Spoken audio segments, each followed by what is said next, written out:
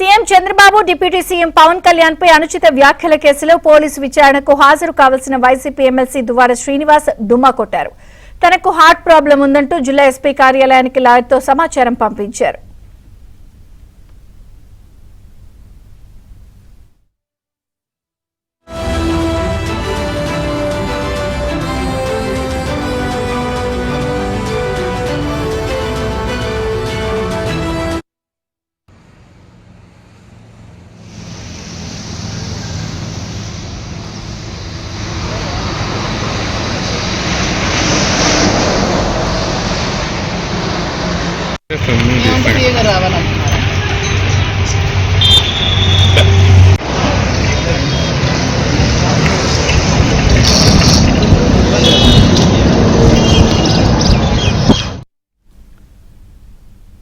ఈ ఉదయం Duvvada Srinivas Madhuri high drama సృష్టించారు.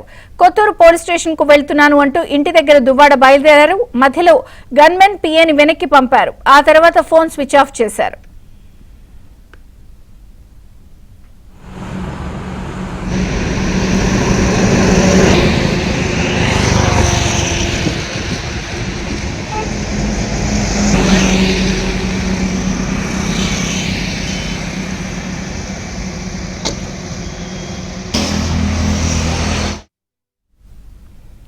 మరోవైపు ముందస్తు ప్రణాళిక ప్రకారం ఇంటి దగ్గర మాధురి హంగామా చేశారు.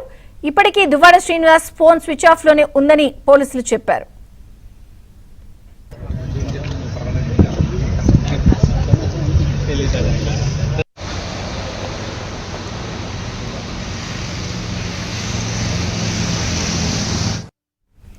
ఇక ఏపీ సీఎం డిప్యూటీ సీఎం పై చేసినటువంటి వ్యాఖ్యల విషయంలో విచారణకు దువ్వాడ శ్రీనివాస్ డుమ్మా కొట్టారు. అలాగే విచారణకు రావాలని నోటీసులు పంపించినా కూడా డుమ్మా కొట్టే నేపథ్యంలో లేటెస్ట్ అప్డేట్స్ రమేష్ అందిస్తారు. రమేష్.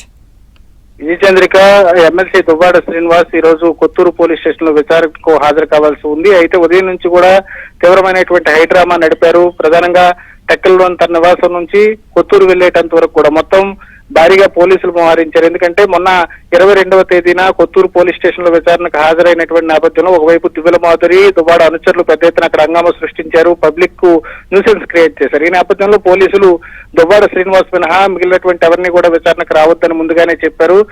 దువ్వాడ శ్రీనివాస్ ఈ నేపథ్యంలో ఉదయం ఇక్కడ నుంచి టెక్కల నుంచి కొత్తూరు పోలీస్ స్టేషన్ కు విచారణ కోసం బయలుదేరారు. కానీ మార్గమధ్యానికి వెళ్లిన తర్వాత తన గన్మెన్లను పిఏను అడ్వకేట్లను అక్కడ నుంచి వెనక్కి పంపించేసి ఆయన అక్కడ నుంచి అజ్ఞాతంలోకి వెళ్లిపోయారు. ఫోన్ స్విచ్ ఆఫ్ చేశారు.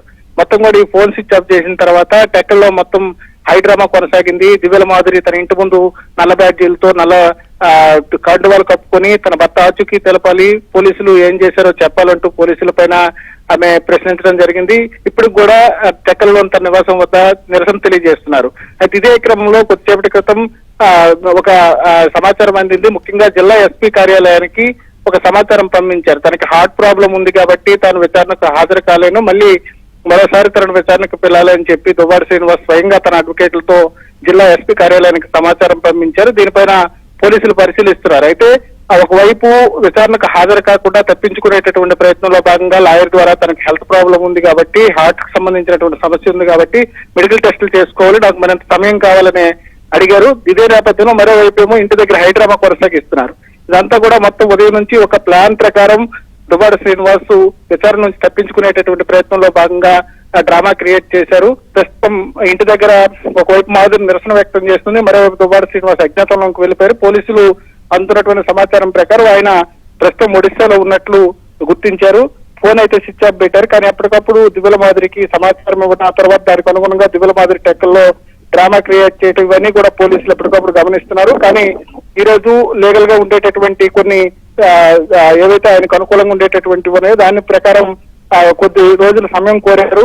అయితే హార్ట్కు సంబంధించినటువంటి ప్రాబ్లం ఉందని చెప్పి అడిగారు కాబట్టి పోలీసులు కూడా కొంత సమయం ఇచ్చేటటువంటి అవకాశం ఉంది. మొత్తానికైతే ఉదయం నుంచి కూడా నాటకీయ పరిణామాల మధ్య దువ్వాడ శ్రీనివాస్ విచారణకు సంబంధించినటువంటి అంశం కొనసాగింది. కొద్దిసేపటి క్రితమే జిల్లా పోలీసులకు ఆయన ఈరోజు విచారణకు హాజరవ్వలేననేటటువంటి సమాచారం అయితే ఇవ్వడం జరిగింది. Chandrika. Okay Ramesh, thank you.